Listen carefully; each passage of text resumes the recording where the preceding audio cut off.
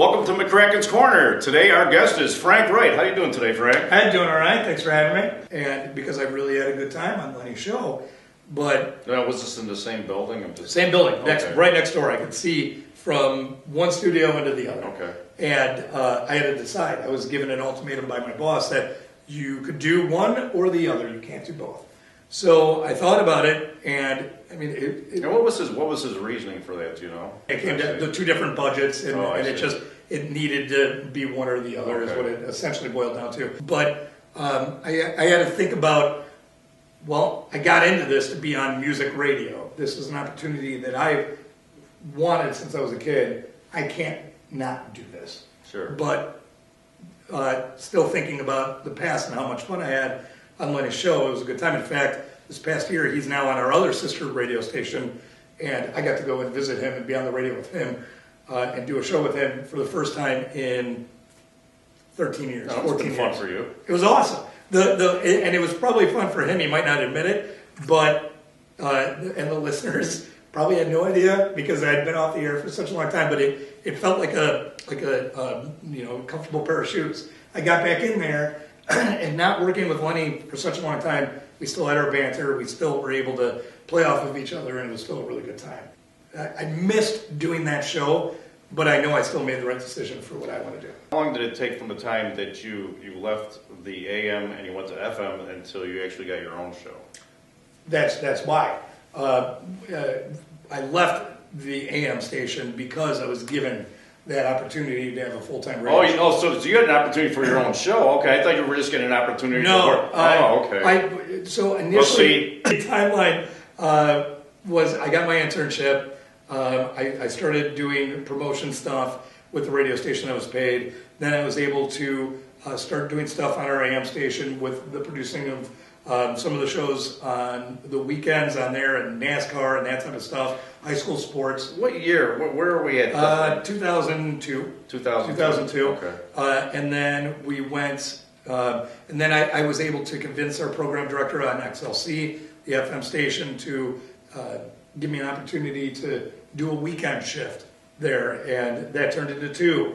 And then that turned into filling in when the full-timers would be gone.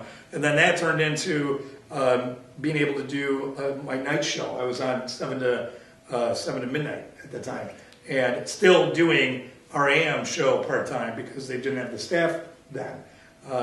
So then when it became an opportunity for me to do middays from 9 to 3 and kind of leave WKRS behind for me, that's where I've been since, and that's been about 14 years. 9 to 3, 14 years.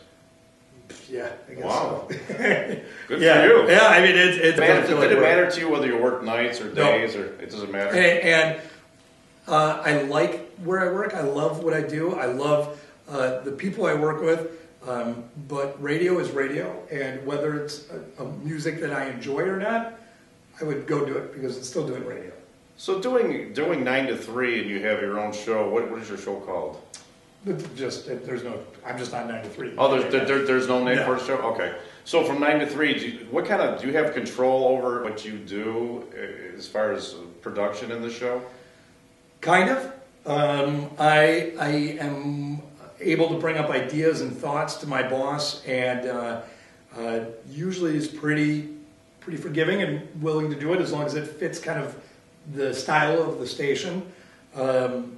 But I'm not allowed to pick music, not allowed to make any production elements without getting it approved from him, like sound effects or anything along those lines. Can you bring people into your studio and do interviews? I absolutely can, Yeah. but I have to get approval for that. I see.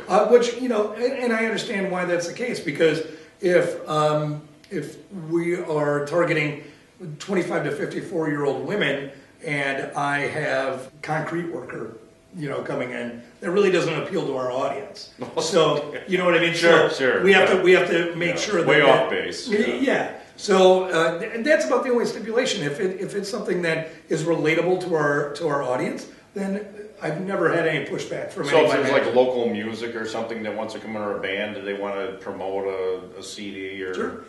Depending on what that's about, yes.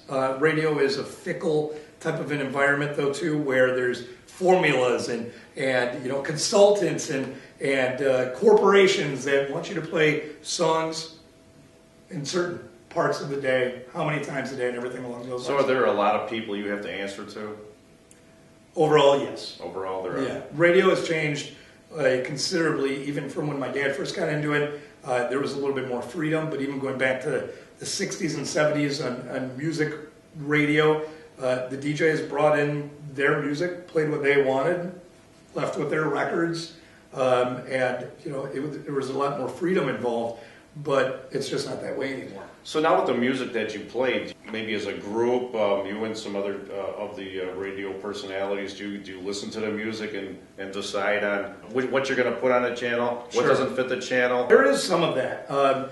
Being a part of a corporation, they have their research and they have their consultants and they kind of dictate overall what we're able to play.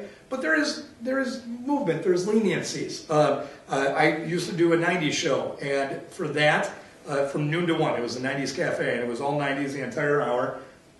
I was able to talk with my boss and create a playlist outside of the corporate end of it all, because it was a specialty part of the show, so we were able to do that in-house. Now, if there's a song that I think is just really great that our corporation doesn't think is great, that's something that I could go to my boss, he could go to his boss, and generally they're pretty good about allowing us to do that.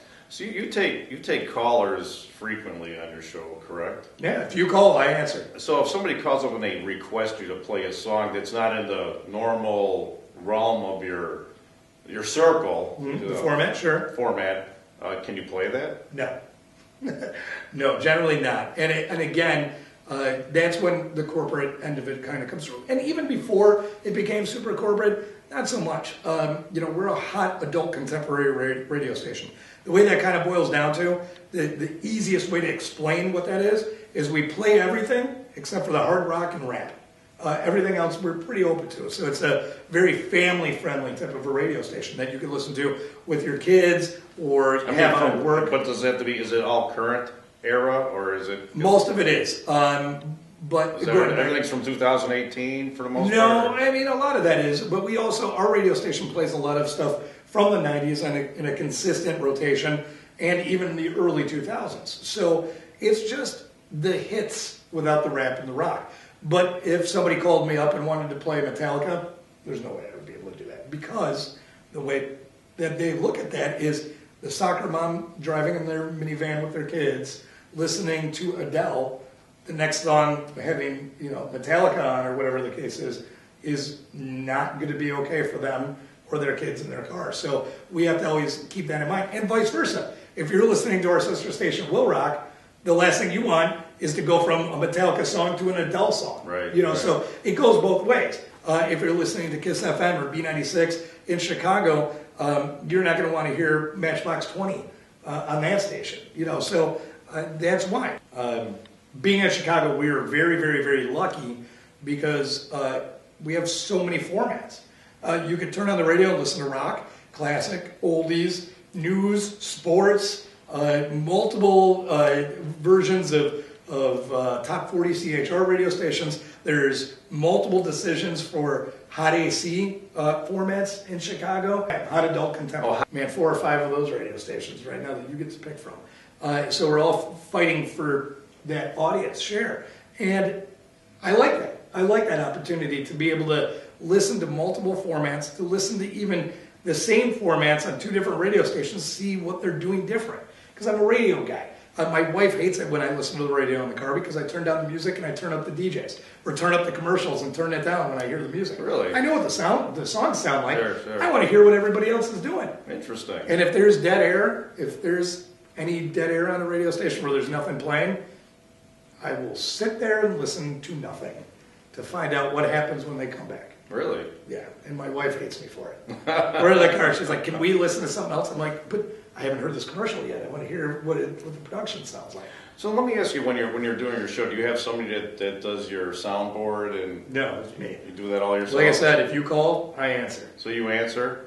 Some of the big stations have that, and that's great. I would still want to do it myself because it's part of it. Like, It's a feeling, like I know when I want to push that button. I know when I want that sound effect to play. I know when I want that song to start. I don't want somebody else to kind of dictate. You have to cue them or something. Some type of a signal for them to do it. I know when I want to do it. So you have total control of your show. Okay. You call the station, I answer the phone. Every button, every song that's played is because I made that happen. Yeah, there's no producers on any of our shows on the FM station. The AM, a little different, since right now our AM station is a ESPN affiliate, a Spanish ESPN affiliate. Those shows have a producer, kind of like when I was there, when it was a news talk station. And that's because the hosts are generally involved with conversation with listeners or callers. They're researching whatever topic they're talking about. So they're not paying as close of attention to, all right, well, we're supposed to stop for a commercial break at 37 minutes past the hour. They're not paying attention to that. So in that regard, I think that needs a producer. But as far as a music station, I would not want to have a producer. I want to be in control. I had to ask you a question. So 9 to 3, that's a long time to not have a sandwich or a drink of water or maybe use the restroom. Do you find songs, or how do you find time to... Well, everything's on a computer. So we are able to put it in auto mode. So, if I have to go to the bathroom or go heat up my lunch, I can just put it in auto. And then usually... Do you pre-record what's... Not me, necessarily, but 2 songs could play without me having to go push the button to do it. So then you bring your lunch or whatever right back into the studio and you eat in there. I see. My life revolves around sitting in that room, and I can't leave to go get lunch because that's just too much time to be gone, obviously. So I'm at the mercy of whoever's in the building willing to go get food. If not, I have to order or I starve for the day. So do you have game shows or something to work with the fans that are listening to? One of my favorite things that I've been doing for years is One Stupid Question. I ask a stupid question every day at 1 o'clock, and you got to figure out what the answer was. Now, when did you start doing that? I've been doing that as long as I've been doing my show. So, what did I say, 13, 14 years? So for 14 years, you came up with one stupid question, and every day you come up with something. I hope it's a different question. I've done stuff like, what color shirt am I wearing? What did I have for lunch? Have you ever repeated? Probably, but I wouldn't know if I have. I've done so many of them. Well, over 14 years, I'm just curious. I'm sure I have. I don't think I have. Sometimes I do questions and it feels like I have, but I've never been called out on it. And do they win a prize or something? Yeah, absolutely. We always have something different to give away, restaurant gift certificates, concert tickets, whatever the case may be. Every day at 1 o'clock. 1 o'clock. Frank Wright, WXLC. One stupid question. One stupid question. So I got to ask you, Frank, where do you find your information? Again, thank God for the internet. I would imagine if you're doing it, you do it every single day. Every day. It's got to be difficult to come up with something. Well, as an example, today's question about Scotch tape, the way I presented it on the air was about 80% of people. The exact number was 82%. So if you want to go Google that, you can put in 80%, 81%, so you don't look all the statistics up before you actually do it. I do, and then I try to generalize it. I try to not make it so specific because people use Google, and I welcome it.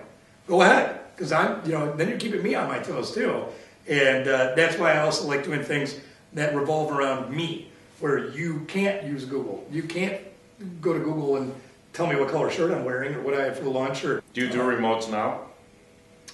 Yeah, anytime they want me out on the street, I'm gone. Do you like that more than doing it? Yes, because I get out. I get out of my box. I get out of my room. My room has no windows. It's a small 10 by 10 room with no windows. So yeah, I enjoy being out at those broadcasts and meeting people and meeting the clients even. If it's at a car show, car dealership, a bar, a restaurant, whatever.